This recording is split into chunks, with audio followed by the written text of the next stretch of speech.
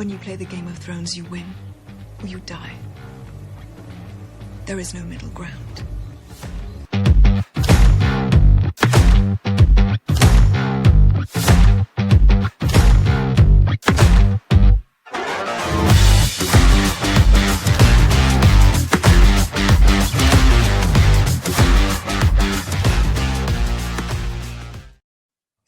Boom.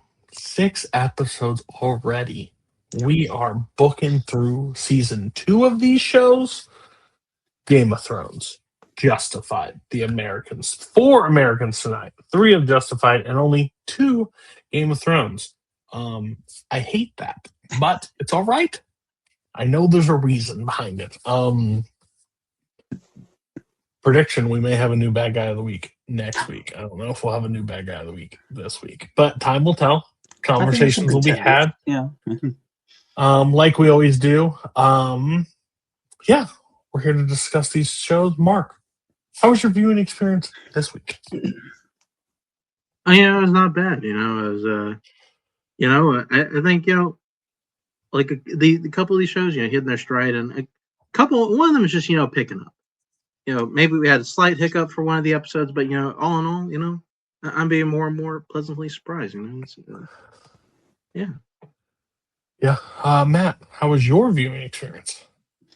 It was good. It was good. It makes such a difference because my wife actually watches Game of Thrones with me, so I don't have to pile that into watching it in the week and actually get to watch that during the week.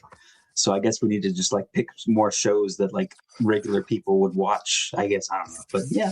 So we got some good stuff to talk about tonight. I mean, if it was up to me, we'd pick normal shit. You guys picked the weird shit, and apparently there's a weirder line of shit that we haven't even ventured into. So I guess we're thankful for that. Like I said, we moved these record dates to Fridays, so it seems like years between watches for me at this point because I watched them all on Monday. And then I get here, I'm like, oh, what the fuck happened in that one? What is that one? But it works a lot better because how other episodes I used to just drag.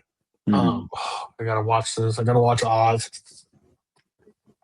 Sure, let me watch this shit. And then, I can watch it later. And then I'm rushing to end it. No, all 3 of these shows run pretty smooth together. I just click one right after the other. I get in trouble because sometimes I forget to click over. I'm 20 minutes into the next episode. I'm like, oh shit, I'm only allowed to watch 3 of these this week. So it's a lot of fun.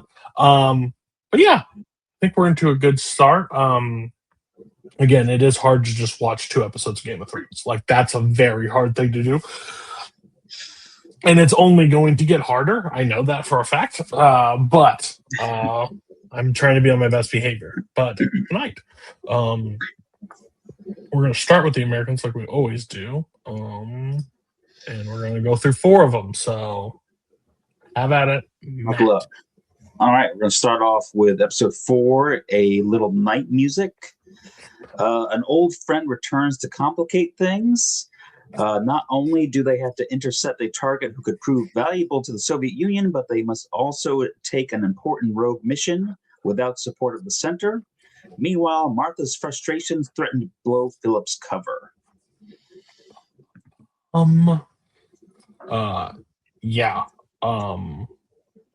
This is an awkward week for the Americans. I just want that on the record. It is a very weird night. But they couldn't take her out of the show for too long. They brought back the handler. Best decision on the show. I'm not saying the first 2 episodes were bad, but I'm I understand that they had to create tension, but she was one of the best parts of season 1 of the show. So I'm glad that she's back in the fold, and her and Elizabeth are, besties, loving life together, enjoying everything between each other. So that's cool. What did you guys think? What's some takeaways from this that you guys?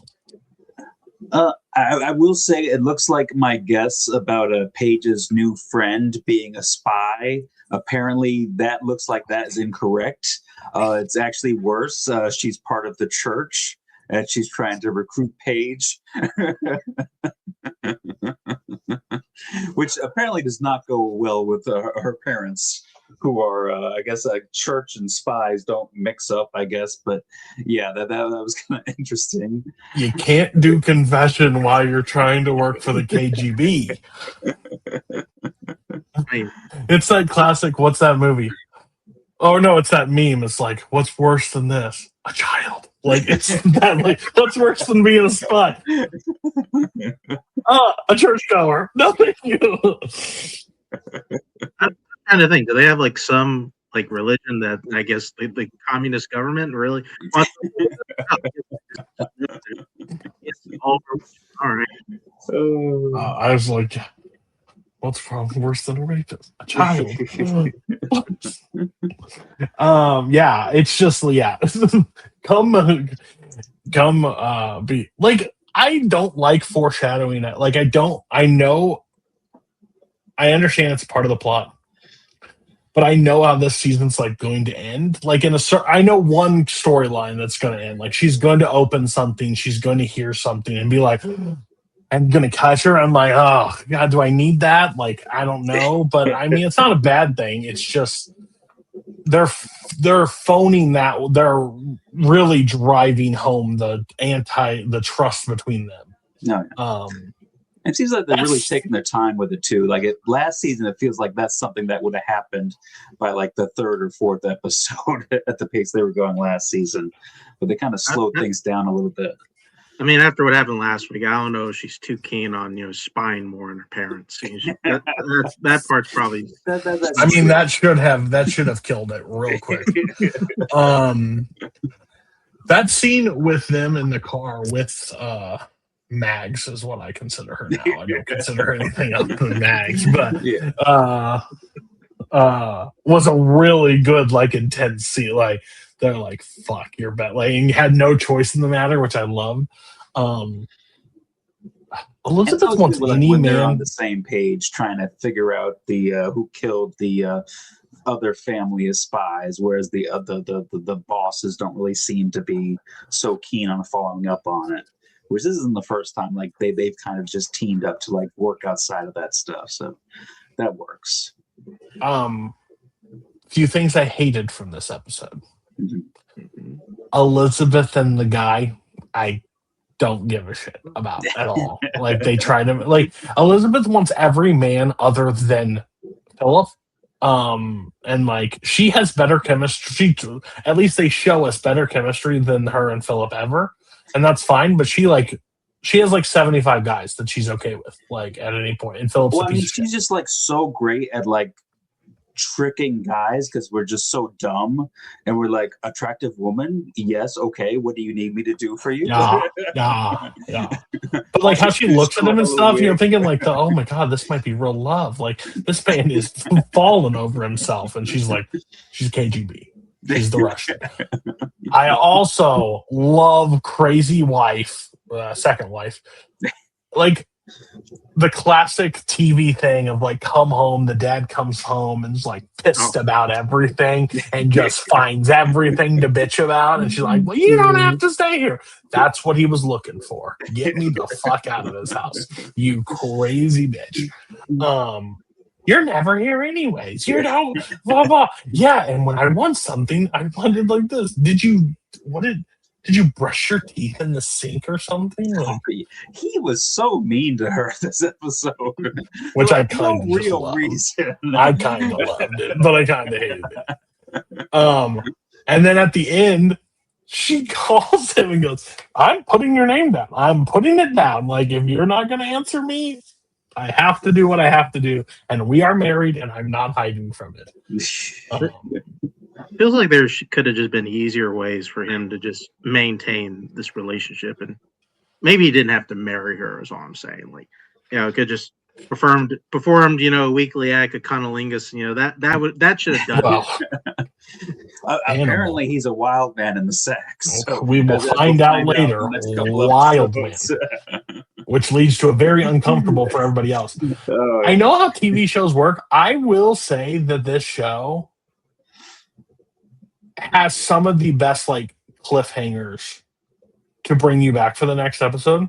Mhm. Like at the end of this one where they're taking the guy and the car just drives off and they're both standing with a gun.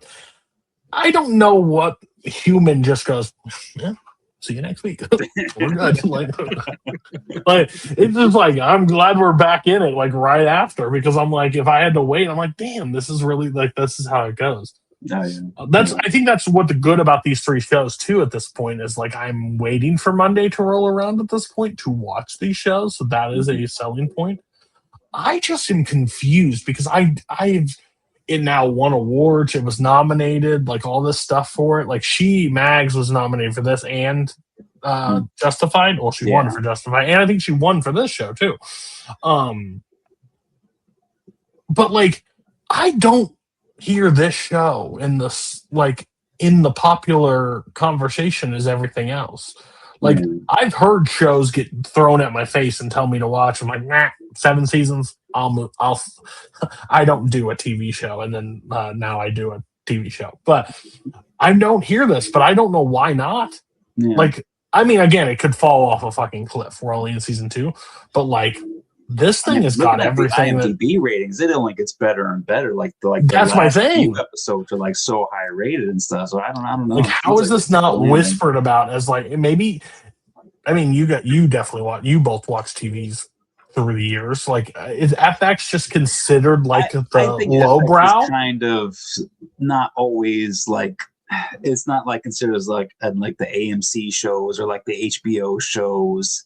Because I would always consider when I hear FX, I think of one show from FX, and that was Sons of Anarchy. That's all. Growing up, that's all I remember. So I'm just sorry to derail it back into like a bigger conversation, but I'm just like, I don't know how this is not spoken at a higher like level of TV shows. Like, I mean, and then in this community. When they happen, I bring this up in this community, and people are like, "Oh, the American." I'm like, yeah. I picked it. I think I mentioned it or whatever because we were looking for shows at 70s, like 70 episodes. That was basically our only criteria. And this hit, I was like, I mean, it's got some stars in it, but I don't know much about it. But yeah, I think it's fascinating. As a period piece. Oh, is this also the episode we find? Now I'll bring you all back. Isn't this the episode that we hear a change being made in the FBI? Yeah, there's something about that going on. Like Stan's boss is like a little bit trouble-ish or being looked at into for some stuff, and they kind of move a whole bunch of stuff. Because they trusted a bunch of this stuff and they didn't get who they wanted, and more things are happening, and they're like, are you basically you guys are not bright to do this. We need to get other people in here. Well, I mean, judging by how Stan is going off with Nina, I mean, I can't say they're wrong. Oh, facts.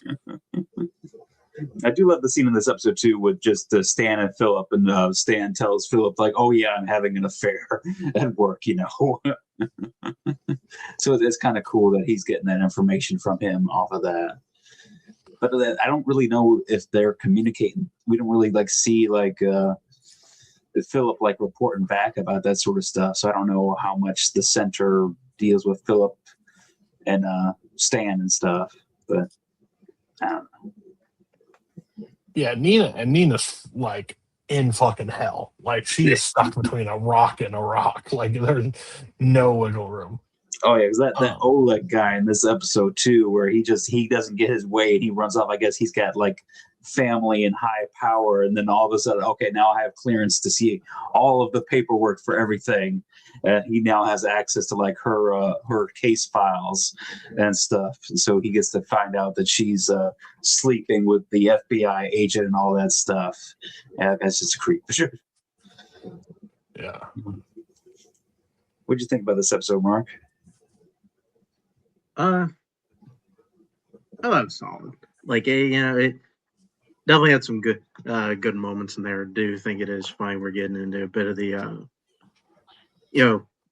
at least from our scene, the adolescence, the angst a little bit, even though there's some weird things. I was like, she's going to be going to a church. not very many families. I feel like that's going to be like a thing too. It's like, I can't believe you lied to me about going to a youth but yeah, no, Go's right. Like us kind of getting into kind of things early, and then also we're just kind of building at least the aura of at least this Lyric character. We're going. Oh, and also, even though we got our Yellowstone tie-in last week with Justified, getting another Yellowstone tie-in with this one. But the guy that she's seducing, one of the main people in Yellowstone. Just point that out. For whatever reason, Yellowstone just keeps. We don't get to do a Yellowstone tie-in when we haven't covered it on the show because you have told us repeatedly, no. It's definitely not happening, but I feel like we got to point it out for the folks at home. And I don't know who this Lyric guy you're talking about is. That was Beecher right there. That's all. The fact, Beecher. a little peek behind the curtain. The fact that this man sits on this show every week, doesn't say no to a lot of things, has said no to Yellowstone, but has requested The Walking Dead, tells you everything you need to know. I don't even know how many episodes are Yellowstone. I don't even know how many are in Yellowstone. So, Cody, Mark being so against Yellowstone, does that make you more interested to watch Yellowstone? 1000%. Like when we take our break, there's a good chance Yellowstone is happening. I'm going to be honest with you. Cody's going to report back after binging the first season of Yellowstone. It's like, guys, we got to do this show. And Mark's like, just wait like 3 seasons. You keep going. You're like, let's see how you feel. It's only 53 episodes. You want us to do 155.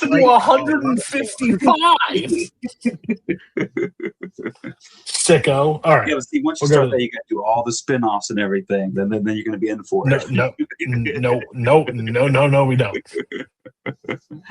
Oh, all right. So I think we can jump to episode 5, The Deal. Philip and Elizabeth are finally assigned a new handler as Philip works to clean up the mess of the last operation. And Elizabeth does her best to smooth things over with Martha. And Nina is once again caught between the FBI and the KGB. You got to know when to hold when they put the gun to his head. Hold them. Hold them. Know when to walk away. I was like, buddy, you better drop the accent. We're in the 80s and we ain't a fan of any accent right now. He's just drunk. He makes that accent, when also, a couple with a guy with an accent, the Russians. They're the Russians. Somebody flag them. Well, these are just the regular cops. If had it been FBI agents, maybe they would have been shot in the head. They would have been dead. You tie him up in that room looks like very comfortable, like very. It looked like a rundown pizzeria because they got pizza boxes all over the place. A fucking extension cord 4 times wrapped around his throat. I'm like, he ain't going nowhere, pal. Like, but just wait till he has to go to the bathroom. He's gonna have to try it. So exactly. But I did like that dynamic between because there was the Mossad agent and then Philip kind of just like spending like the whole day together while they're two bosses to figure out what to do with each other. That is the trope of Americans right now. Is they're like, let's put Philip in a fucking room with a guy and just let him discuss shit for the entire episode. Elizabeth does a bunch of shit. Nope, he's staying in the fucking pizzeria with this guy to discuss shit. I imagine they're probably going to be saving up some budget for like towards the end of the season. Maybe we'll have some big set pieces going on or something. Because there's a lot of people in rooms now. Can we also say we all know the crazy bitch, the wife, is one crazy bitch. We all know that. Yeah. But to believe this is Philip's sister that is coming over to the house, and then to tell that Philip's an animal in the bedroom, I don't know where this is socially acceptable in any decade of any year ever. Those aren't conversations you should be having with your sister-in-law? If you tell me something about a sibling of mine in an intimate setting, I want to leap off my roof no way do I want to find out that my sister or my brother is an animal in the bedroom. I mean, listen, I love my sister-in-laws dearly, but they ever try to tell me my brother's like anal play or something, like I'm walking out of the room. Like it is not an acceptable conversation to have. Yeah, you couldn't exit stage left fast enough. And then she's But like, see, you "Why is guys an also animal?" aren't sleeping with that person as well, so that's a different dynamic to it. Oh, God. Now it's like, well, how come she gets this crazy guy and I just get all boring Philip? Be careful what you ask for. No shit. It's just they cast this girl perfectly. Mm-hmm. She is one of the most annoying human beings I've ever seen on screen. Like, she reminds me of like the level of like that female cop from Oz that just tried to fuck all the inmates. Like that's this level of annoying. Like if they recast Oz, they better look for her. Reshoot. They need to find her immediately. Characters I wanted to die for different reasons. But yeah, I mean, this episode, like I said, Phil's pretty much stuck in the room with this guy the whole episode while Elizabeth's off doing stuff. She meets up with the Navy guy again and is able to get the files on Beecher. And then she's able to kind of just like let this guy down gently at that point. I mean, he should have, maybe, waited another date. Like maybe, get another hand job, and then, okay, the next time I'll get the files. Yeah, I feel kind of bad for this guy because she's done way more with other guys for way less information, and then this poor guy is just getting kind of strung along. He's definitely the one. He's gonna look back more like that was definitely a Russian. Like 6 months, like she was 100% a Russian. I don't know why I didn't see it. It's crazy. You think they'd give our soldiers back then some training to how to spot like a spy? Do you guys think like she dies? The second wife? Martha? Yeah. I mean, that's possible. Like, how long do you think they're going to keep? Well, right, but how long do we think we're going to keep her around? I can't stand this girl anymore. How much longer am I going to put up with her? You guys think? You think she'd be gone by the end of the season? Listen, I'm just asking questions here. I think it's at least one more season. I don't think it's going to be this season. I think we probably got to suffer through at least till end of season 3. I think. I mean, what happens if she gets pregnant? Who knows? Oh my God! If she gets pregnant, then that other kid that Philip apparently has also showing up, and it's going to be like all of Phil's kids and bastards. Is this the one we find out Nina's got to take the, or is that the next episode? I think that's the next episode. This is the one where because the one ends where Oleg reveals himself to Stan ultimatum, that he knows about them and like what are you going to do to protect her? And like that guy I don't like that guy. Cody doesn't like Martha. I don't like Oleg. Who don't you like? He doesn't seem like a great guy. Like, he just feels like a monkey wrench being thrown at everything. I don't like him.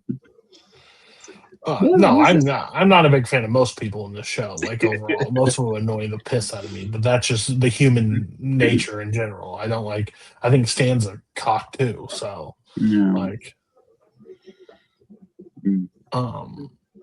Were you guys surprised that the Mossad guys that his agency actually like traded to get him back alive?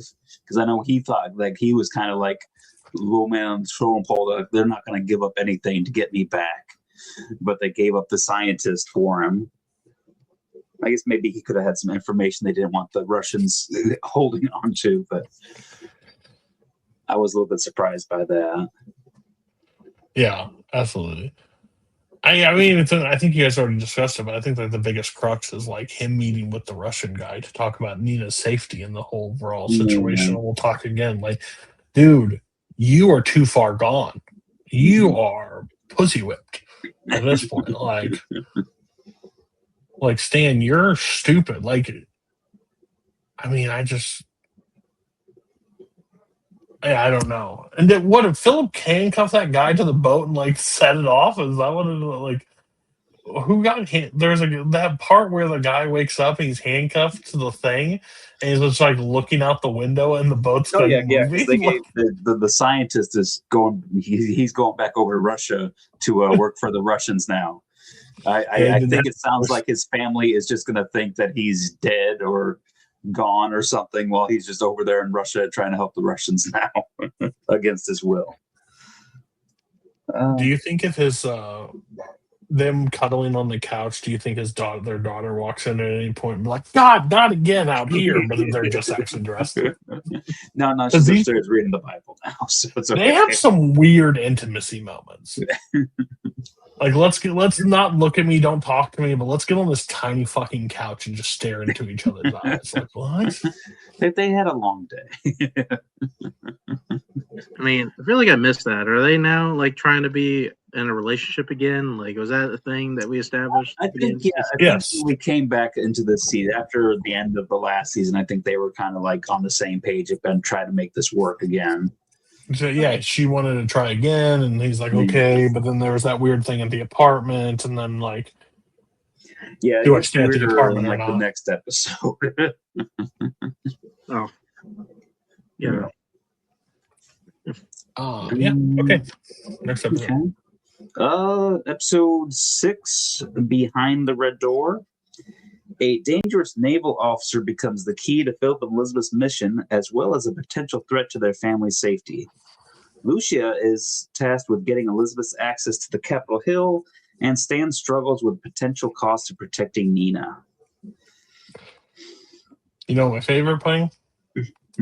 You know my favorite thing when we do a recap thing of things that we haven't talked about in a couple weeks, and then we're going to bring it back because we need to know. Remember that time Elizabeth helped that girl in the car and said, hey, you're, who does she think you are? Oh, you're this person. Oh, perfect. Okay, great. Guess who's going to be in this episode, guys? That girl! That guy! Love it! Thank you so much! I needed that recap beyond belief. Yeah, but didn't need it, to be honest with you. That's how that works. I did like her, that character, though. I thought that was interesting, kind of getting her to help get Elizabeth get in Congressman's office. And then she pretty much tells her, like, yo, you know, you're going to have to, like, they're going to be able to trace this back to you. You're going to have to get rid of this guy now. Sorry to kind of blow your operation a little bit, but hey, you used him for something good, so... Stan gets threatened, basically, if I die. Nina dies from another Russian. So, hey, Stan, I don't know how many Russians have to talk to you to know that you're foobarred. So you might want to just cut her loose? Yeah. Like, no. Okay, you want to keep going. And then I love when he goes into, like, the basement of the FBI to even get like the files for him. It's like, oh, the files are all gone. We're digitizing everything now. So yeah. So even then he can't even do it right. And we get an Oscar Beecher. Yep. He was in the last episode? Yeah, they've been showing pictures, and I think he popped up like a little bit in the last episode. But like this is the episode where like they have the big sit down with him. And he pretty much denies killing the other couple. I guess he was working with the other couple as like a informant sort of thing for him. He hated them and wanted them dead, but he didn't do it, he says. But I guess he's got access to stuff, so they can't kill him. They need to use him.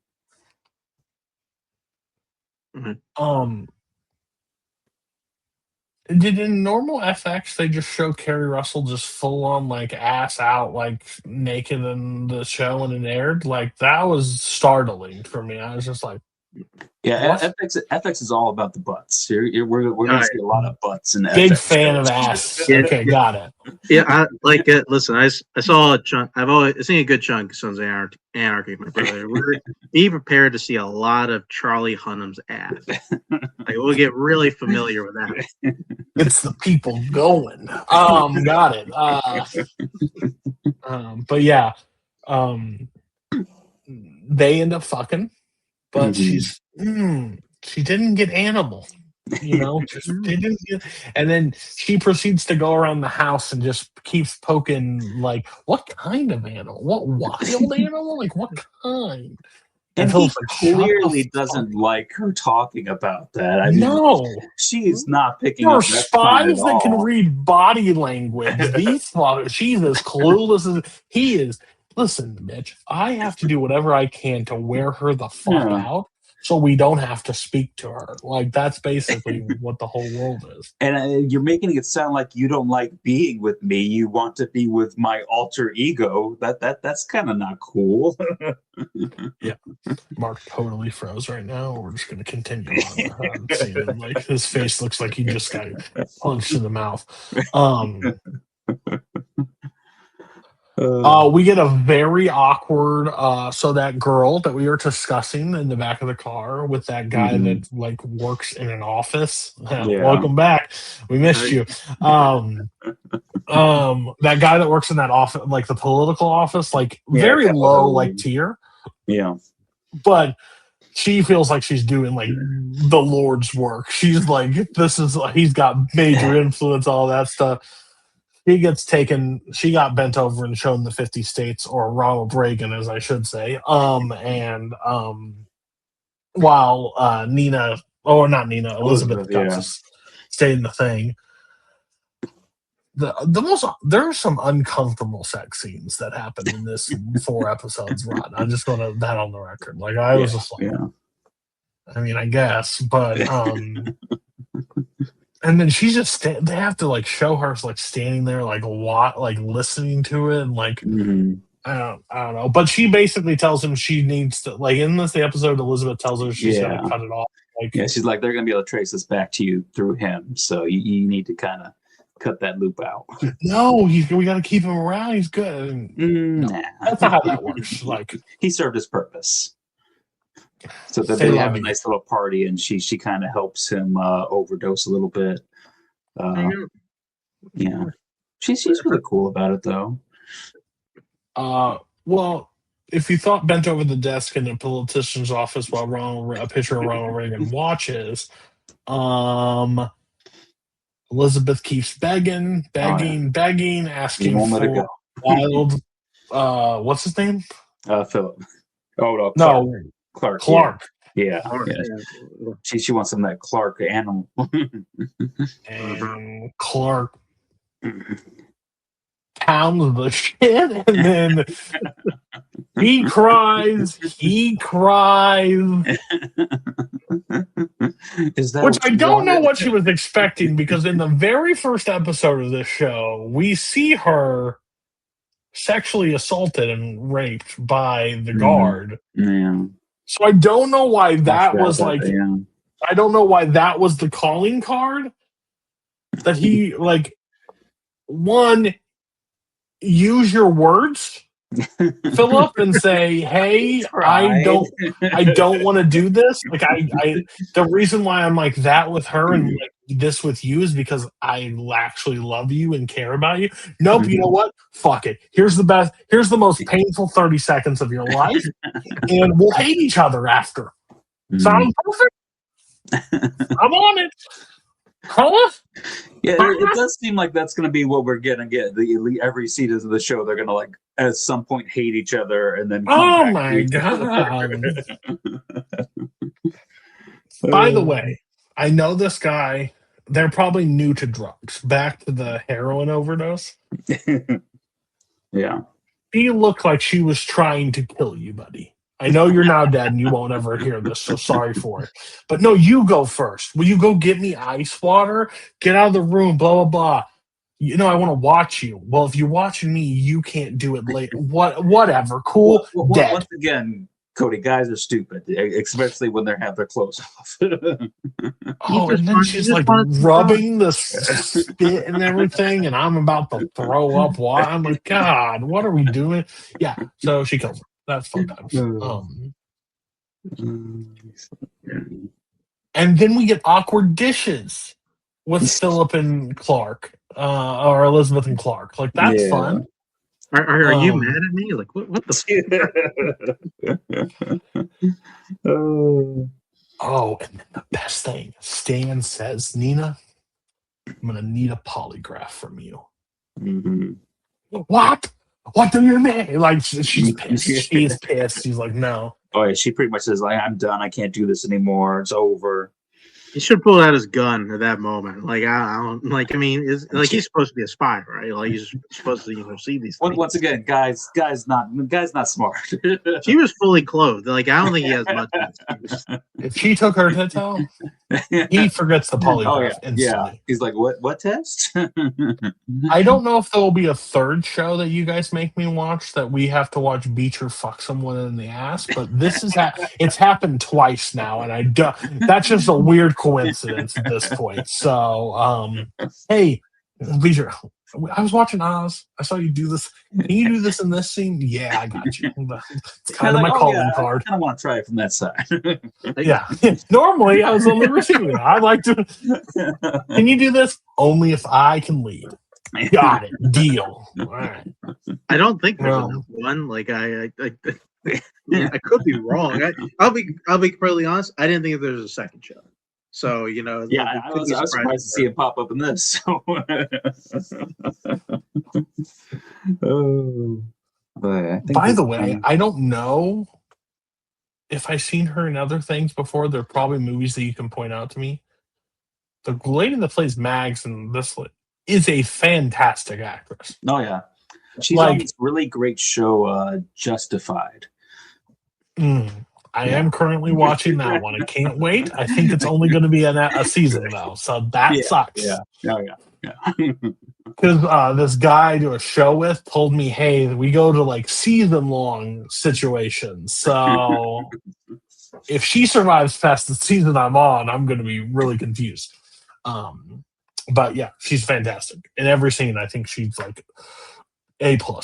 Right. And she kind of reveals like, well, if it wasn't him that killed the guy, I think I might know who else it was, somebody who I've dealt with before or something like that. So I guess she's going to be around for a while still, and we're going to dig more into, I guess, some people she's dealt with before. So that should be interesting. All right. And Mark, anything? You've said so much so far. I just don't want to cut you off. Yeah, I mean, I guess now we talked about the awkward. Yeah, I mean, it just.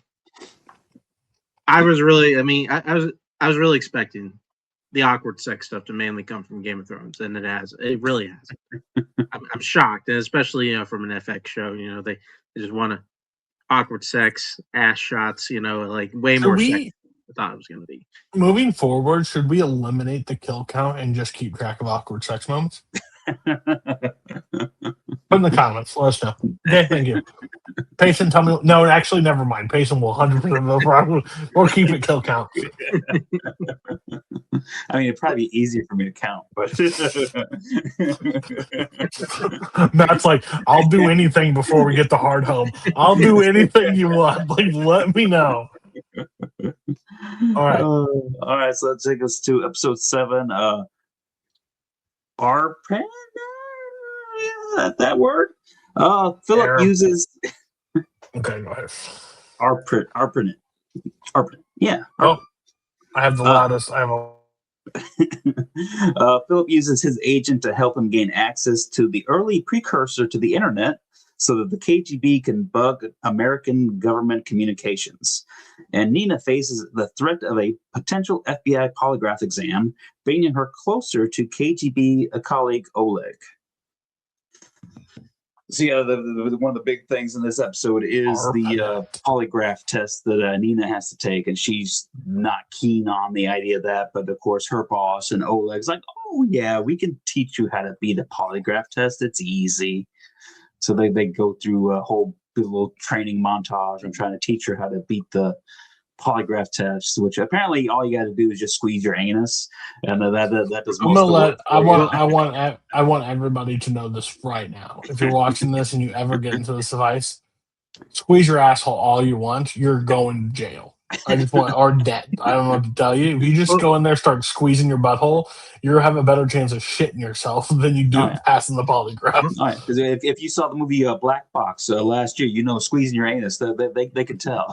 Dude, if the guy from Ocean's 11 tuned into this episode and be like, all I had to do was squeeze my asshole, I had to stab my foot for this stuff. Like, Well, he tried to give her the George Costanza advice, but that didn't really work at first. So the it's not a lie if you believe it, but she couldn't quite follow that. So we just got to go with the old fan favorite to just ass squeezing.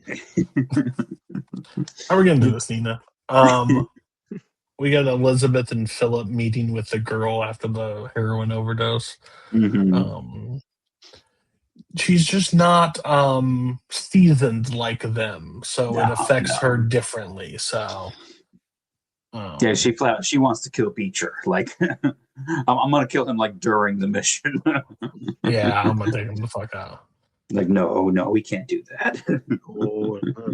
That's not going to raise a lot of red flags. Like I don't give a shit. Like, I'm going to fucking murder him. Got it? Like you understand? Schillinger was my favorite character in Oz. Like he's got. Yeah. I don't know if that's something you want to. I'm gonna make that basketball court look like a fucking fever dream, buddy. Let me tell you that much.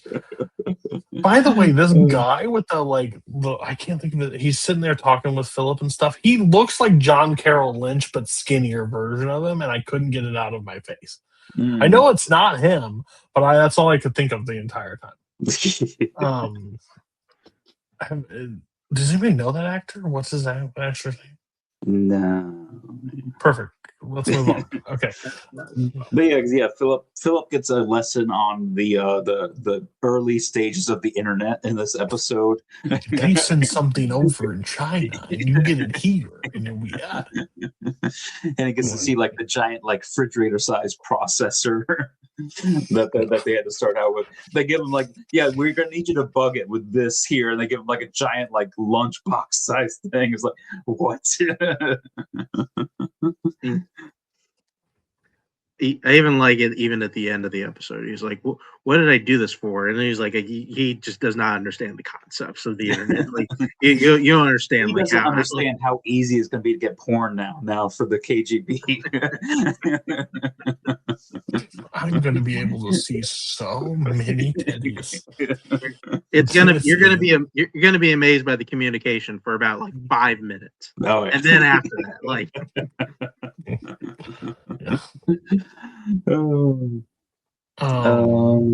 Yeah, so they do that little heist thing to get that.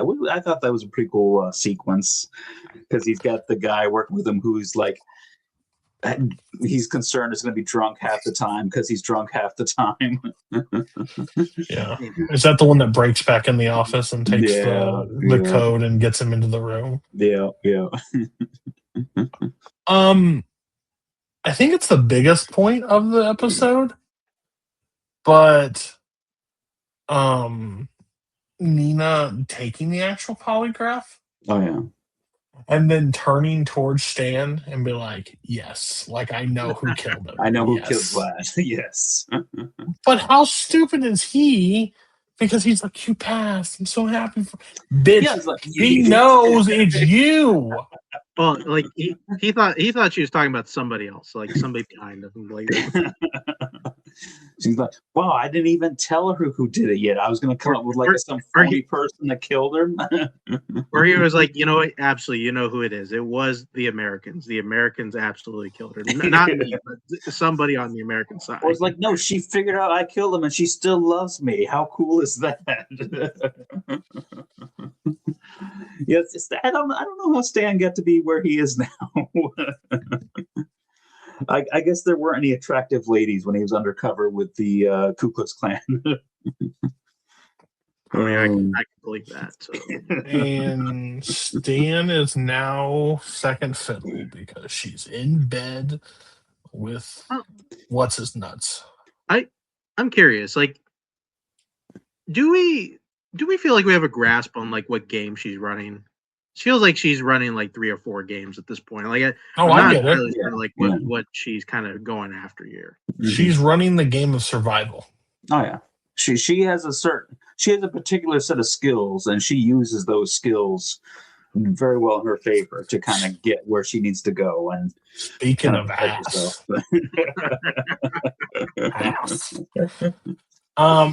so what I think it is it's definitely a survival game, but it's also a fuck with Stan at this point game. Because she took somebody, one has not owned up to it. And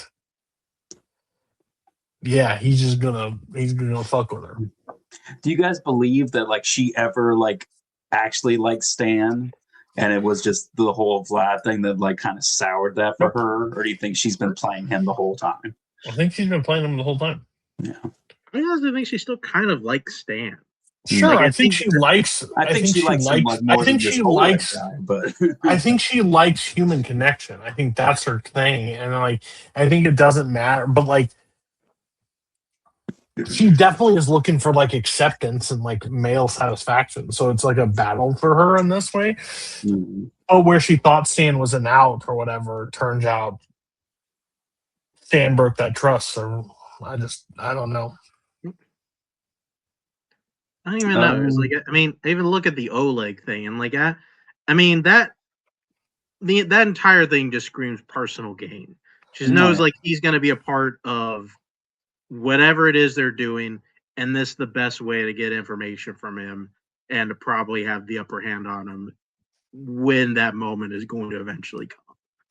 Yeah, I mean, she's figured out like, oh yeah, he's like obsessed with me now, so it's gonna be easier for me to just deal with him and control him. I'm just gonna go along with this.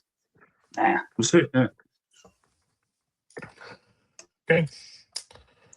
I guess it's time to head back to Tennessee, right? Was that where they're at? Kentucky? That was Kentucky. Yeah, Kentucky. Yeah. Kentucky, do we go back and forth? I don't know. I don't think there's much of a difference. Yeah. I don't think there's much of a difference, to be honest with you, this state line. So, all right. So episode 4, for Blood or Money, Raylan helps Rachel find her brother-in-law, who has left a halfway house without permission to see his son on his birthday. He also begins investigating the Oxy bus shooting and makes contact with the Dixie Mafia. See, that's a fun episode. Fantastic opening scene to the show. Oh, yeah. Yeah. Because it's the first time that Raylan sees Mags in a different light.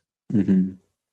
Because when he sits down, he's like, so I was investigating some stuff, and there's some hijackers with all this stuff, and the Dixie Mafia, oh, nothing like that. I thought the same thing, but the problem is there were 20 phone calls made to a certain Elrod, and she turns around to him like, you stupid fucking bitch. And then she gets mad at him, like, you're going to come in here and, like, talk to me about a little weed deal, like, getting mad at him. I'm like, oh, fuck. Like, let's go.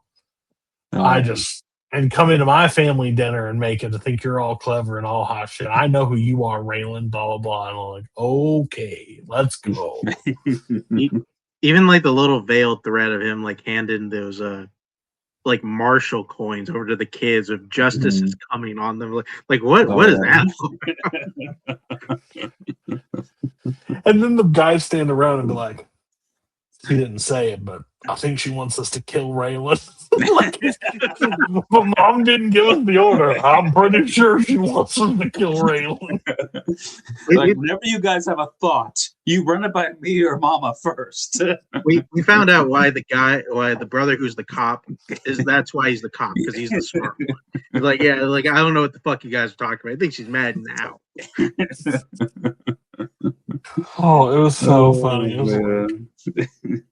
I think Mama wants us to kill Raylan. I'm like, I'm gonna be honest with you, I don't think she does.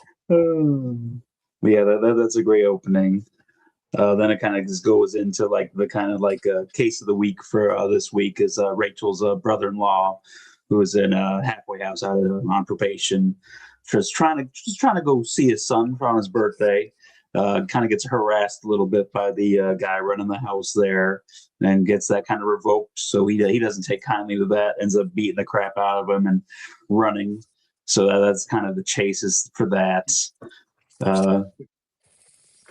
We got one of our more high-profile guest appearances here. I had to do a bit of a double take and see T'Challa, I guess selling drugs in Well, it's just for a side hustle now too. Eventually, he can become a magician. That was a weird turn. He's like, "What am I gonna do? I can't be a magician now." My shot ahead. Yes, he shoots him in the hand, takes his car. And then Raylan's ex-wife, current husband wants a divorce from them because he did something with the house, right? Like he took money against or something. Yeah, he's apparently not good with money and stuff, and he's just doing a whole bunch of different schemes and stuff. And like it'd be easier just for us to get the divorce on paper, so it'll kind of clear up a bunch of stuff. And I still want to be with you, but we'll just do this real quick, and then eventually we'll make it right again. You understand? You had a plan in which they were supposed to get rich really fast. Yeah, it was so funny when he was like, I can't remember what they're called. Well, she meets with Raylan. He's like, "Hey, so he called me in his office. He wants to get us a divorce. Wonderful." And she like looks at him. I'm sorry. Which one is it? Like I don't know which one you want. And he goes, "Where he's upside down on his mortgage. Like he doesn't think it's like." He just want to drag him into more. But isn't like 2 episodes ago? He's like, "I'm gonna get her back." Yeah, I mean, he still wants her back. This show should get a lot of credit for the shit they cram in 35 to 40-minute episodes. They just like hit the gas and don't stop until the end. Like they run out. Like, oh, we're gonna get back to that. We'll get back to it maybe next week. But right now we're cooking. Yeah, so then it comes down to like this kind of giant showdown at like I guess like a sort of Chuck E. Cheese type place between the guy that runs the halfway house shows up. It's like, hey, I'm not bringing you in. I'm gonna bring you back. I'm not gonna get you in trouble more. I believe in you. I want to rehabilitate you and all that stuff. And then Black Panther shows up. He's like, where's my car? And then all the marshals show up. Wakanda forever, man. I'll tell you, like it's crazy. I did the same thing as Mark did. I did like a huge double take. I was like, what the fuck? I mean, I guess you got to start somewhere. I didn't even think about that. But yeah, they end up catching him pretty much, and they're nice. Let me get the blood covered Furby doll or whatever to the kid. So, and is that her? That's her brother-in-law. Yeah. So her sister, I guess, died of like an overdose, and she like blames him for it. As you do. It gives a blood-soaked fucking. I was just like, oh god, like maybe just ask her to pick up another one. I don't know. I love, and he's like, I love it. I'm like, no, you don't, kid. Like that's kind of hazardous waste now. You should throw that away. Well, yeah, like it's not, but because he can't pick up another one because it's a fur bot, not a fur. Yeah. It would be I don't know. It speaks Chinese for some reason. I don't know. It doesn't speak anything anymore. It took a bullet. Yeah, this was a weird episode. Like, it was that first 20 minutes. I was like, oh, the first like 10 minutes of the episode, I'm like, oh, this is sweet. And then all of a sudden it went like crashed. Like, it was fine. It was just like they shot up. Like, it should have ended with the Mags thing. Yeah. Like, that would have been then they kind of ended with like more on the Boyd storyline where he's got like the guys kind of come to him and kind of give more information about they're trying to rob the coal mine and stuff, and it's like, hey, you're taking me $40,000 and you don't really have to do much work. So this episode gets bookended with some pretty good scenes. And honestly, the case of the week thing, I kind of liked it. This is kind of thing more on par with the. It's more on par, I think, with the interesting case of bitched the week last stuff. season for it. You see, that's the thing. But those stories were really stupid. These are at least kind of okay. Like I'll take this and the pregnant prisoner over destroying Hitler's paintings any day of the week. These are a huge upgrade compared to all the stuff you hear that, guys? Mark is anti-destroying Hitler's artwork. Yeah. It's like, give me the fucking Black Panther being a magician. Fuck, you want to talk about outlandish fucking Hitler's paintings, buddy? Let me tell you. Oh boy, yeah, that was a fun episode. All right, so let's jump to episode 5. Cottonmouth.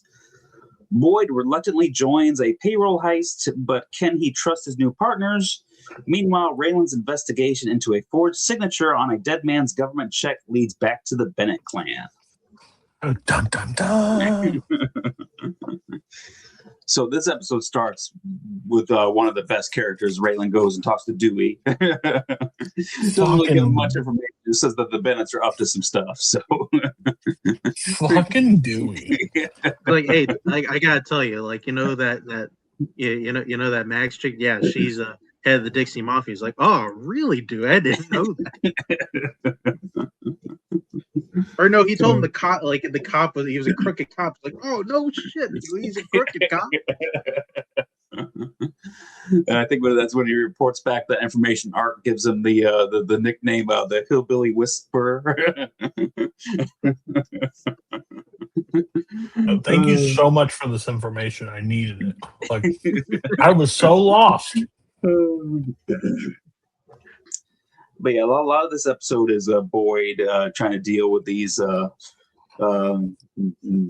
bad guys over there trying to rob the mine and stuff, and he's kind of going along with it, but he's also smart enough to know that do not have his best interest in mind, so he's trying to figure out a way out for himself as well. That's a great opening scene, at least with that first meeting and hearing the plan, then calling the house and like hearing them talk about it. Yeah. And I love too that Raylan just happens to show up while they're all there. And Raylan's like, this is kind of a little suspicious. And Boyd's like, yeah, I kind of know, but yeah, you should probably go.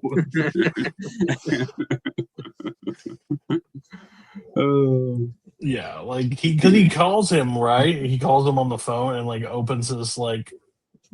He leaves it open, like the call. Yeah. He overhears them talking about. Yeah, they're just pretty much going to kill him once they have the opportunity. Once he does what they need him to do for them. And he's like leaving a note, and he's doing stuff like, "Hey, I don't know. I understand you guys want this guy. He is going to fucking turn on you, fuckers. I'm letting you know right now. Like he's leaving signs everywhere. Like, and he's so easily plays all these guys and like figures out. That's a perfect plan to kind of take care of them right off the top of his head. Let me see. Raylan also gets in a taser fight with that guy. Yeah. He goes to the ATV church where I guess the guy they're cashing the checks of the guy that they killed off towards the beginning of the season. So he's tracking that. I mean, come on. You already killed the guy. Got away with it. Like, why not? Like, why don't we just squeeze a little extra cheese out of this can here? Yeah. Like, why should this $1,200 go to waste when it can just go into our pockets? That's exactly how Dickie's thinking. They would have almost got away with it, except it's stupid. Except he shouldn't have done it because it's the stupidest fucking idea. But yeah, like Cody says, he ends up the guy tases Raylan. Raylan manages to tase him too, and then they're both just laying on the floor. But he's able to get. No, actually, he isn't able to get information from him because he pretty much just shows up there to Dickie and was a Coover, and pretty much like lets on that he knows. Then they run over to see the guy and talk to him, and Raylan's just there parked out. I was like, oh, oh fuck. This isn't our house. Oh shit! I guess we better. Wrong turn back there. Raylan is much smarter than these dumb criminals. Oh. But yeah, Boyd over at the mine heist, he's able to. He left a note for Ava to call, and that kind of helps him out, be able to plant some stuff on the other guys, and they figure it out. I mean, he gives them the opportunity. All they have to do is not try to kill him, and they'd be fine. But they try to kill him, and he switched it around, so they pretty much blow themselves up, which is pretty cool. Yeah. Yeah, no, And then him and Ava like. Yeah, him and Ava have like a little heart to heart about it, and Boyd come to the realization that this is who he is. So they're gonna make it work. He got some of the money. He just needs her to kind of help him with the police to help support his story about how they were threatening the two of them. trying to think, was it last episode or like the episode before where they had like that moment on the porch? Yeah, I think that was last episode. It had them last episode. talking. Yeah. They've been doing a good job of building up that chemistry. I really like what they're doing right now with Boyd. And They're doing a good slow burn with it. Yeah. And then also this, I mean, kind of the feeling that that's where we're going to go. Like, because we get the confirmation next episode where now they are low key partners in crime. I like that. I like that dynamic a lot. Yeah. And then we end. Well, not quite the end, but yeah, Mags and Doyle go to see Dickie and Coover, and Mags is not happy. She hears out about the whole cashing the checks behind her back thing. Yeah. And she ends up taking it out on poor Coover with a hammer to his hand a few times. First, she back of the leg, alone though. Bat to the back of the leg, and be like, I don't want to do this, but I have to. And then he's like, I'm sorry, Mama. And he's like, we need to talk about what comes next. And then Raylan meets with Abby after Abby's now selling dope, and basically hands her a phone and says, you can call me if anything goes. And there's a ponder. And that's it. You ever wonder where your daddy went? Was so excited when he saw a burner phone show up on a show. Oh, he had to be losing his fucking mind when he saw, fuck, a number without a trace. Let's go. We are back, baby. But yeah, another good episode. So. This is a good one. And then you want to talk about fucking case of the week, fucking bat dumb as shit, and we're about to talk about it. So that leads us to episode 6, Blaze of Glory.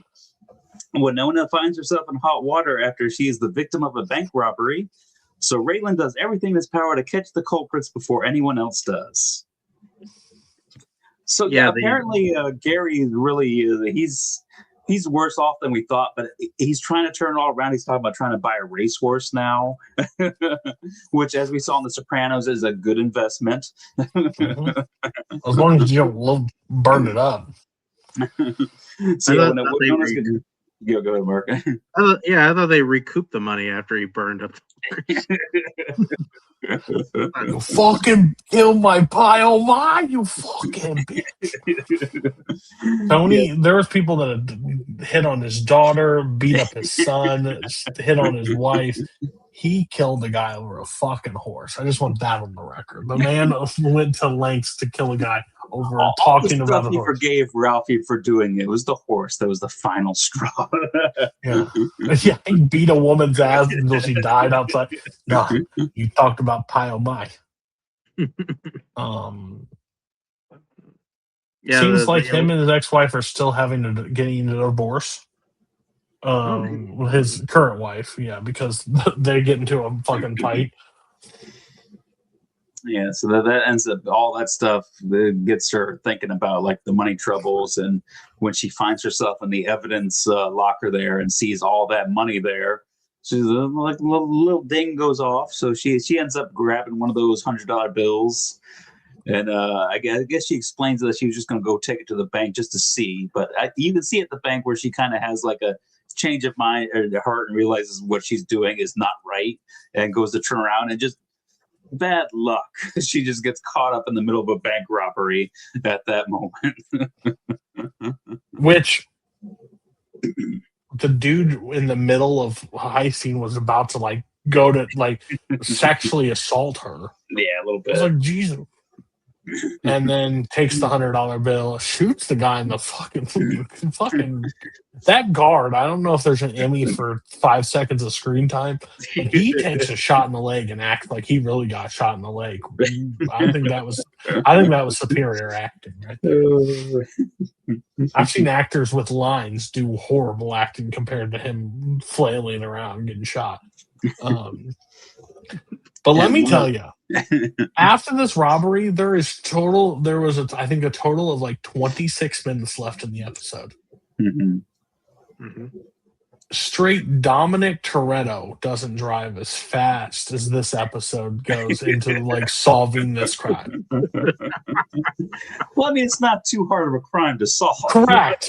But I don't know why we're dealing with it. It was crazy. Like, there was no mystery. There was no. They turn on the camera and go, your husband?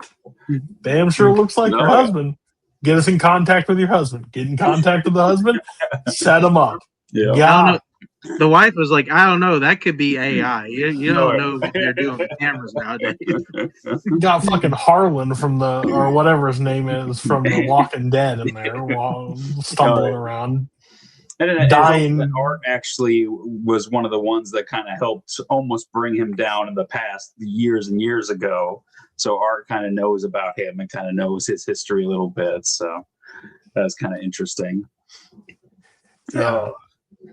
But yeah, so now I need to talk to you. Like, he's not my friend, but we need to talk. Like, I don't want her to know nothing. I want to take care of it. Blah, blah, blah. All right, cool. Get the fuck out. What are we doing? And then, what a dumb shit thing. Like, I took $100 from the thing and they took it and they're going to find it. Reynolds like, shut the what? I've shot 7 people in the face.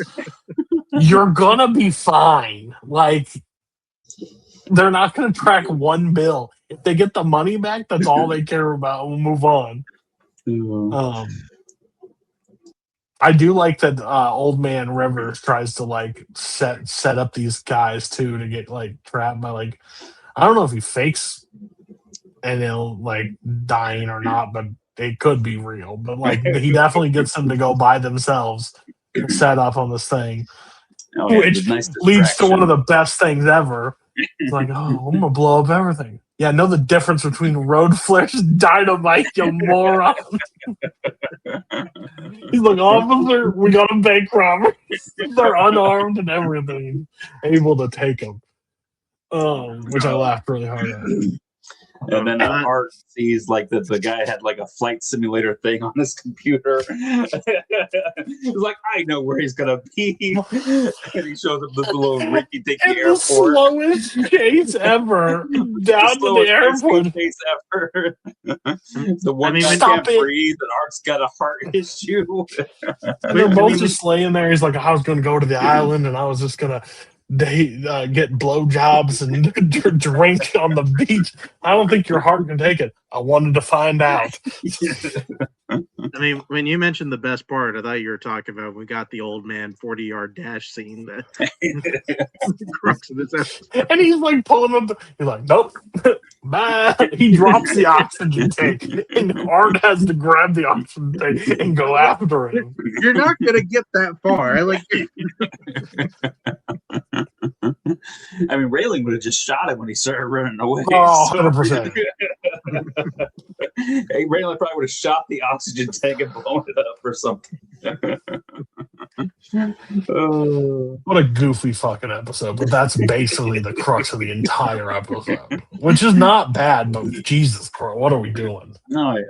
But yeah, Raylan, he helps Winona. He grabs like I think he found 3 of the bills that could have fit because they were older bills, so they were the older design. So he just grabbed the 300 bills that were like that. So they feel pretty good now, and Art catches the guy. So it all ends well at the end of the day. I mean, Raylan's a marshal, U.S. Marshal, and he lives in the shittiest shack I've ever seen in my life that has to just be coming out of the payment of the marshals. Like, they have to be putting him up in this place. He can help her out of her financial troubles. I just want that on the, like, he can cover it. We have not seen Raylan eaten in a total of 19 episodes. I don't think he's had one meal that we've seen on screen. So you're telling me that drinking at the bar. you're telling me that beer, whiskey, and a motel room is enough for most of his check? His marshal salary can get That's her a out of it Kentucky where she guy doesn't right where she doesn't have to steal $100 bill from evidence. What? I was expecting character development. I'm gonna be honest with you guys. I didn't think that level we were getting to. That she was in such financial trouble. She saw $100 bill and goes, maybe. Well, she was just going to tell, because there was a lot more money where that $100 bill came from. So Nah. She took $100 bill and about pissed her pants. You think she's taking 10 grand? Come on. No, Come on. she had second thoughts. She if it wasn't for the bank robbery, she would have just took that $100 bill and probably put it back. It's like, wow, that was almost really stupid. Almost. All right. Want to not be in this world and go to Westeros? Dun, dun, dun. You know, we're not on that episode and we're not talking about it, but I've thought about that deep bass Game of Thrones theme from Night of the Seven Kingdoms since it happened. Oh, like, yeah. I'm just like, I almost sent you guys 75 TikToks for this. Like, I've seen just so like, many TikToks about I'm that just episode. like, what? What? That's my uncle. I don't care. I hate that guy. Like, so fun. Yeah, we're going to talk about the Game of Thrones where I want to be talking about a different Game of Thrones right now, but you know, Correct. we got a couple days still. Dun-dun-dun-dun-dun-dun-dun. Episode 4, Garden of Bones. Lord Baelish arrives at Renly's camp just before he faces off against Stannis. Dany and her company are welcomed into the city of Corf. Arya, Gendry, and Hot Pie find themselves in prison in Heron Hall. So that's got a bunch of stuff happening in this episode. A lot of stuff bouncing around. A lot of different things. You ever seen a guy look at a woman a certain way and be like, "Oh no, we've lost our guy. We've lost him. He is broken." Rob Stark met a woman and looked at her a certain way. And if all three of us are at a bar, yeah, and he still had the lingering eye over her. If we're all sitting in a bar or a restaurant and one of our pals is there and he like looks at this girl and like we're like, oh dude, guy's gone, right? Fuck it, it's over. We're here to watch fucking something. This dude is like hooked. It's over. That's what happens, Rob. By the way, this man loses a foot. He gets it chopped off. Let me be real honest with you. That's not the worst thing that happens to this guy. Rob Stark takes this fucking rag from God knows where and shoves that bitch in his mouth and says, bite on it. I'm just murder me instead. It was one of, and I do love shattered his own teeth. I do love the line where it's like, I'm happy, he's happy you were here, not happy you were. Like, basically, Rob and his army murdered these people. Which I think was a really cool, like, overall scene between them. Because it's the thing about Game of Thrones that works so well is it bounces really well between all the storylines, and you get enough of it to keep you interested. Yeah. Yeah, because I remember seeing like they used to put out like charts for like how much screen time like each character had in like a season. And you see like Tyrion had like 42 minutes of screen time in like season 2 or something like that when you compile it all together because they got so many characters and they got to juggle all of them. And they do it effortlessly during the show. Joffrey doesn't do anything bad in this episode, does he? No, not too much. No. Has his king card beat the shit out of Sansa with a sword and punches her in the gut, and then Tyrion's like, Yeah, Tyrion What saves her. the- It's okay. I do love the line. Bronn? The Bran says one more word, kill him. That was That's not a threat. See the difference? That's a threat. Oh yeah, and then Braun Braun figures it out. He says, "Drop the kid's just backed up. That's all." So recommends Tyrion kind of help him out with that. And, Tyrion sends a nice gift to Joffrey's room. I mean, some sound logic. I mean, Yeah, I think it in makes most cases that should work out and be correct. So yeah. the two ladies are there waiting when Joffrey comes home or back to his room there, and doesn't go so well for them. Hit her is the first line uttered, and then hands him a fucking heavy fucking thing and says, hit him with this and harder. Well, your uncle will be, oh, I know. I want to, you're going to deliver her to him when I'm done with this. Like, and has the crossbow all like thing. And that poor girl has been through fucking hell. Oh, and yeah. she gets the shit beat out of her. Which both of them live through that or no? Yeah, I mean they both live. Okay, I know of a moment. Yeah, we don't actually see. Okay, I would think. I assume she's just beaten up pretty badly. I guess again we've all seen this show. I'm thinking of another moment of a crossbow and like on a bedpost and like thinking that's the moment, but it's not this one. Yeah, Joffrey's a fucking asshole.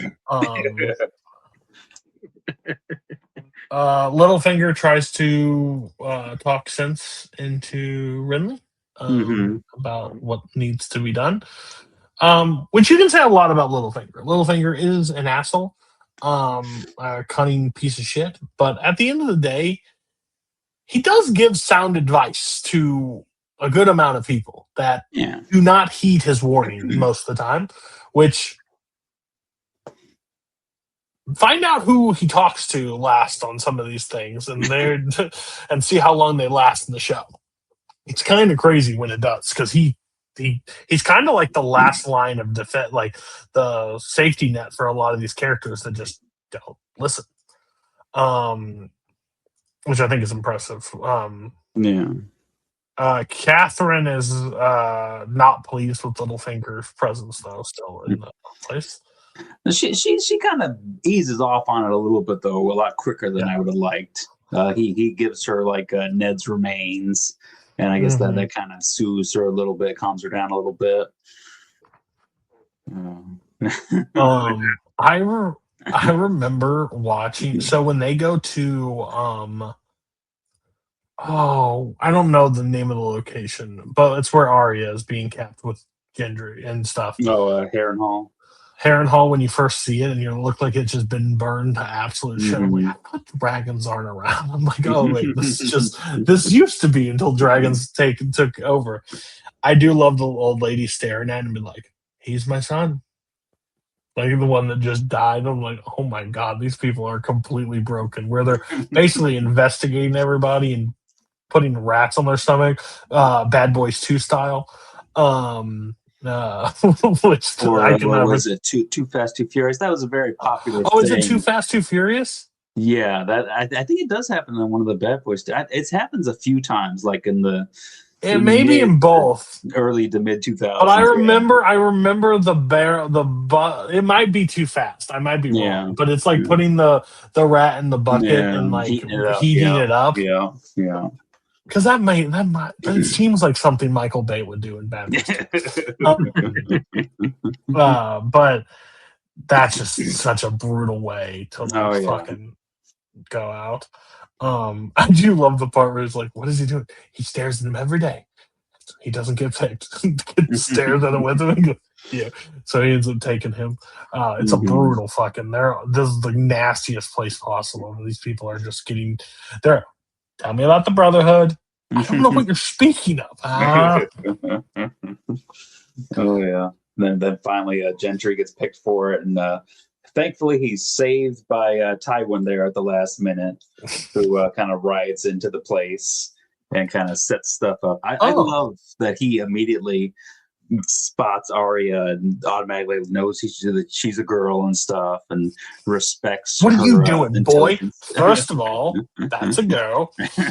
Secondly, what's your trade? Blacksmith. So we're just wasting talent right now just for you to kill them? Perfect. Like, you're an idiot. He is such a good, like, such a strong character. And then the Baratheons meet up. Yeah, I think that's just a great part. And Catherine's like, if I was your mother, I'd pull you both by the ear and smack your head and get you guys back together. And basically, he's like, if by Stannis is like, by nightfall, if you don't come around, I take it as a act of treason. If you do it now, you can have a place on the council. But it is right. It is my rightful heir. Like, I am the rightful heir, which Renly should know. Like, I understand not. I mean, he does know. He just doesn't care. But why fight? Like, no offense, Nobody Renly. likes Stannis. I know, but Stannis looks scary as fuck. Renly looks like I can kick the shit out of him. Brianna Tarth definitely can kick the shit out of him. Like, I don't know. And the fucking but red they say bitch. like something like Renly's army is like twice the size of Stannis's or something like that. Yeah, but it don't matter. They Stannis, got a lot. Stannis has a plan. They got a bunch of Lawrences. Stannis has got some fucking people that probably eat tree trunks for like fucking breakfast. Like, I don't trust them at all. Then we get fucking Karth. Like standing outside of him, like the mother of dragons. And it's like, I will burn your city to the ground. But you just said if we don't let you in, you will die. We'll wait. Like, it's just a great line. The greatest city in the world behind this thing. Like, but the one guy stands up and is like, hey, I'll take ownership, which is a fucking bold fucking move by that dude. Like, and what a stupid rule, by the way. This is the city of the 13. Takes one of you fuckers to just bring in a stranger. That's how people die, and how it works. But he's got to take a blood oath first. So that was, yeah, I think that was like, I mean, I'm looking at those 13 dudes. I don't think not very many of them willing to take a blood oath. Just kind of, first impressions on those guys. And then my last favorite part of this is Tyrion with the other Lannister boy. Oh yeah, Lancel. Yeah. Does everybody know that you're gonna fuck my sister? Bring her wine. Do this. Spread her legs. Lancel Lannister. What a stupid name. Lancel Lannister. What a stupid name. And then he's like, she's ordered me to tell you to release Pycelle's the thing. And at the end of it, I'll release him. Doesn't want to harm. Can't promise that, but we will release him tomorrow. But yeah, he's now working as a spy. Yeah. Oh, and then Stannis wants the Onion Knight Davos to smuggle. Take the woman. One more time. What we're going to do is you're going to smuggle, because little backstory apparently. What the thing is, Stannis cut off his fingers for stealing from him. So he's like, how's your fingers? Pretty good since you took the ones. I want you to smuggle one more time, but I don't want to ever discuss it. I don't want to ever talk about what happens. What am I smuggling? The Red Woman. Oh, fuck. All right. Yeah, they go for a nice little boat ride, and you want to talk about awkward sex scenes? How about an awkward birthing scene? That is one of those scenes that live like an episode ago, but now that is one of those scenes that live in my like the first time I saw it, I was like, "What the fuck is this show?" Like, one, they fucked the last episode. She is now fully 9 months pregnant, and that is no baby. That is a demon crawling out. Yeah. What's always been really, it's a thing kind of noticing rewatching the show, is that how in the beginning, especially in the beginning, we'll for the most part like stay in just regular medieval time shows, and then they'll just like throw a fucking fastball like high-end fantasy at us with no warning whatsoever. Yeah, this fucking smoke baby comes flying out and like, oh, and let me tell you, Davos ain't keen on it. Davos is not having a good time. Like, what the fuck? I mean, I'm sure he'd be freaked out if like a normal baby started crawling out, but then he starts seeing that thing happen. And once it's out, like it stands like 6 feet tall. It's a giant. And that's basically how the episode ends. Yeah, that's a pretty solid cliffhanger. Yeah, if you don't click on the don't click on the next one, like what the fuck are we doing? This show is just filled with cliffhangers. Yeah. They know what they're doing. Anyone have anything else on that one? I don't think so. Okay. Card. Harrenhal. Yeah. Mm-hmm. All right. Episode 5, The Ghost of Harrenhal. Tyrion investigates a secret weapon that King Joffrey plans to use against Stannis. Meanwhile, as a token for saving his life, Jack and Hagar offers to kill 3 people that Arya chooses. So yeah, that smoke baby grew up real fast and is on the move. We see Renly is hanging out with Kat and Brienne, and all of a sudden a smoky figure that looks a lot like Stannis comes up behind him and definitely takes after the father. Definitely takes after the father. Yeah, no red at all. 0. Stabs him right in the chest, and then yeah, he's dead. And the guards were like, "You stupid bitch, we're gonna kill you!" And then Brienne kills them, obviously. Slaughters their fucking asses and has to escape because when there's no body left over from somebody dying, yeah, you're going to be accused of murder. It's just how that kind of works. And even having Kat as a witness, it doesn't seem like that's going to be enough to really help you out at that point. It would have been standing there, and then the ghost of Stannis Baratheon showed up and stabbed him. All right, take their heads. Yeah, that can't happen. Stannis would be like, "What? That doesn't sound like a thing that could happen." I don't know. I do love that the ghost waited for Brienne to take off his armor. That was also a really good timing part. Oh yeah. Because would we have seen him undress him go take the shit off, stab? How would it have worked? Oh yeah, so that's pretty solid opening. Then we get Tyrion. I do love Littlefinger and oh yeah, what's her name?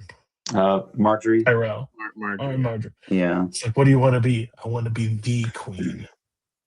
Oh, well, I'll tell you, there might be an opening for that. Basically, how that works, because the other one's getting the shit kicked out of her Westeros. So let me meet. You ever meet this little blonde boy? Let's see if you like him.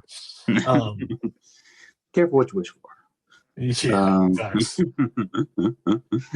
Tyrion's doing some digging and kind of finds out a little bit about Joffrey's plans with some working with the guys down in the basement on some. Oh yeah, well, Cersei's making it, right? I don't think Joffrey has any real plans. Yeah, they said in there it's Joffrey, but yeah, Cersei I think is the one kind of behind it. We hear of a term called wildfire, and there's over 7,000 barrels under it. And basically, and Tyrion says there's enough here to level the entire kingdom of the Westeros. So, and he leads with a line: "You will no longer be making wildfire for my sister. You'll be making it for me." But they're planning to use it against Stannis' ship to torch the thing. So that's the plans right now. But we don't know right now much about what wildfire does. They say it burns as hot as it's a super hot flammable liquid, but we don't really know what it actually does. Yeah. We do see that Braun is a little nervous when he sees how much they have. So that should be a good sign that Well, it might mean some business. well, like you heard the original plan of like, well, we're gonna fling it from the walls. And I was Oh, like, well, that's fucking stupid. We definitely shouldn't be doing that. I promise you. When you're One of those fuckers that break, shooting we're stuff gonna back be at you fucked. and burn down your own kingdom. Davos really didn't listen to Stannis because he really wants to talk about what happened on that. Yeah, thing. I think that's something you're going to want to talk about. Who wouldn't want to talk? Like, hey, man, I got some crazy shit that happened. I don't know if you know what was going to happen, but I don't think you know what was going to happen. I saw that woman agape, and a demon crawled out. Mhm. And I'll I'm give you- scared. I'll give you 100 guesses on what happened, and you're not. I can promise you're not even gonna get close. Dude, I'm gonna give you 100 guesses, and the first 99 don't count. Just keep going. I promise you'll never. This is why I said we're not going to talk about this. Like a guy comes out, runs out of it with a hot dog cart. Nope, but you're getting warmer. I'm gonna be honest, you get a little bit warmer. Oh, jeez. We also get Theon. He gets his first command. Not going so well. He maybe doesn't have the respect of his men for some reason. I don't know. Oh, no shit. Everybody, if you've never seen Game of Thrones, put a pin on that. Fucking doesn't get respect, and no one follows the fucking thing the motherfucker says. That's his entire arc, basically. It's crazy. Like, he's so whiny, he's so annoying. Yeah, I hate him. Tywin asks Arya, like, where are you from? And she tries to say Bannerman and blah blah blah, and he's like, you're from the north. Yes. Doesn't tell her what's north. All right, well, good. Like, tell me what's he's very well versed in Westeros. Like, he knows what it is and how it is, but like, there's a comment, like, it seems like a little bit of a respect thing, or like there's some. He seems like a genuine okay dude when it doesn't come to like power or like dynamics and stuff. Yeah. So yeah, he sees something in her, and he's gonna kind of help her out, I guess, a little bit, kind of nurture that a little bit, maybe. But yeah, Arya then runs into our friend Jack and Hagar, who she helped free from that wagon, and he says that, hey, you saved, you took 3 lives from the Lord of Death or whatever, so we owe him 3 lives. So give me 3 names, and the girl gives a man a name, and I'll take care of it for you. this is one of my least favorite plots in the overall story. Yeah, that's awesome. It's like, give me a name.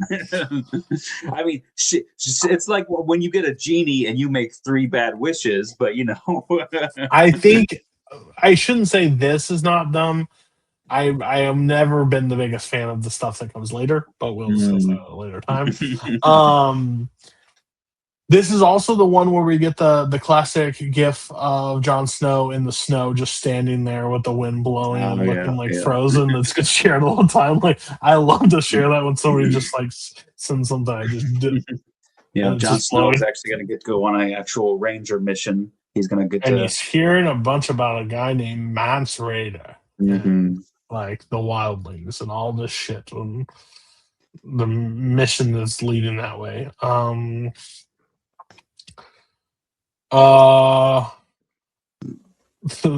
Khaleesi gets the first mention that maybe Jorah likes her because the guy that let her in the kingdom is like, I've known a lot. I know what men want, and I know that he is fond of you. He wants to marry her. He wants to join the house. He wants to marry her. So we'll see how that goes. and we get introduced to like the warlocks, and they're talking all about this House of the Undying stuff and all this fun stuff. So fun. Khaleesi's story just doesn't get going that far for a little bit. Like we have some off things that just are stupid. Like if we're being fair, they're dumb. She'll bounce back, but season 2 is a little rough for her. Season 2 is rough, but there is like a satisfaction at the end of it. But like to get to the satisfaction. Jesus Christ. Look, we're not super into a scene of her just being stunned that Jorah may want to have sex with her. And we also like the girl that's like folding stuff with Khaleesi that's so like jealous of the situation and so pissed off in the thing. Which I wonder if that will lead to anything later. Time will tell. Who knows? But yeah, that's. We spend a lot of time in Karth. Yeah, we spent a lot of time this episode in there. Yeah, and then the end, the tickler, the guy who's been torturing everyone, ends up dead. Who was the first name that Arya gave to Jack and Hagar? So, why did we have to get another show where we had a guy nicknamed the Tickler? What is up with that? I thought one was enough. It just works, man. Tickle. Yeah. Yeah, good episode. I mean, we're chugging along. We're halfway on the through the Game season. of Thrones. It's still good. Still good episodes. I still think I truly don't believe that I will be talking negatively about a Game of Thrones episode for a long time at this point. Even filler episodes, I think, are still steady episodes. But I think they're strong. Yeah. All right. Bad guy of the week. I know next week I have one because I know it's coming in one of them. I mean, I have to see the other two shows, but who I'm giving it to next week. So I'm not giving it to Mags. Yeah. I mean, she didn't do. She got to discipline her kids. We all been there, you know. Yeah. Sometimes. And that group. I'll be honest with you. That group, I don't think a spanking works. I think like he's not disciplining them enough. I think a hammer might be the only thing that does work. So maybe. I know Joffrey's probably like the first contender, but I do want to throw Stannis out there because Stannis did kind of like kill his brother in Red these Woman. episodes. I kind of blame Stannis more for that, but if you want to do like a Stannis Red Woman combo. So what does Joffrey? Joffrey beats the. He makes that woman beat the. Technically, Joffrey doesn't beat anyone. He just commands them. I mean, crossbow at crossbow length. Yeah, he kind of does. Let's calm down with the lawyer talk, all right? Man? He's responsible. He is responsible for 2 women getting beaten horrible this episode, and he doesn't swing one of them. Yeah. I can't give it like Joffrey's my vote, but it's just like I can't. I understand every week seems boring to give it to him, but let me tell you, until a certain season rolls around, Joffrey's up there a lot of shit. It's just who he is. This is the same. This is the actor that got bullied around Hollywood after this character because he was so hated. I mean, I'll listen to somebody else. I just think Joffrey is the clear cut for me. I mean, yeah, like I said, Stannis is the only other person I think is even in the conversation. This like wooden thing with a fucking antler head on, horns, and just is like harder. Like no, like. All right, Mike, where are you falling? Listen, like, well, what is? I mean, what's the technical term for this one? I know there's a term for killing your. Do we want to give it to Clark, the counterpart of Philip, where he decided to? Like, listen, I don't mean to victim blame here, but Elizabeth was asking for it. Like, so I don't think we can do that. She was asking for it a lot. Somebody's gonna watch this season like 3 years from now and comment, "I can't believe he said that he victim blamed." Hey, context is important. No, I agree with you. No, she kept poking it, and he's like, "This is what you want. I don't know what you want." And he cried about it too. And then they did dishes together, so there's some reconciliation. Oh yeah. They'll be all right. They'll get there. Yeah, I just feel like Joffrey did his, like, at the very least, Stannis was in. I mean, even though it was not the right with the I think Stannis is in his right to kill him.